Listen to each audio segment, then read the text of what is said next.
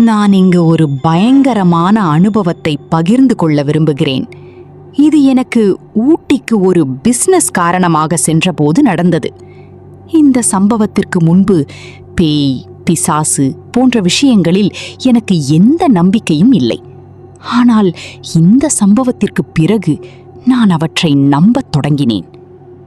ஊட்டிக்கு சென்றபோது 3 நாட்கள் தங்குவதற்காக ஒரு ரிசார்ட்டில் அறை முன்பதிவு செய்திருந்தேன்.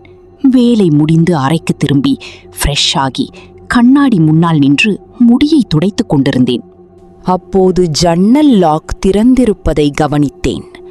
நான் முன்பே அதை பூட்டியதாக நினைத்ததால் மீண்டும் சென்று அதை பூட்டினேன்.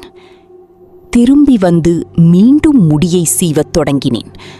ஆனால் சில நிமிடங்களில் அந்த ஜன்னல் மீண்டும் திறந்திருப்பதை பார்த்தேன். கொஞ்சம் பதட்டமாகி மீண்டும் அதை பூட்டினேன். பிறகு கண்ணாடி முன்னால் திரும்பி வந்தபோது கண்ணாடியில் படிந்திருந்த மங்களில் ஒரு கைரேகை தெளிவாக தெரிந்தது. அதை பார்த்ததும் ஒரு விசித்திரமான பயம் என்னுள் பரவியது.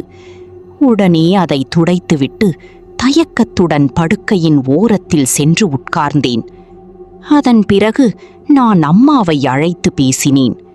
அப்போது அம்மா திடீரென்று கேட்டார், "நீ மட்டும்தானே அங்க இருக்க? யார் அது அழுற சத்தம்?"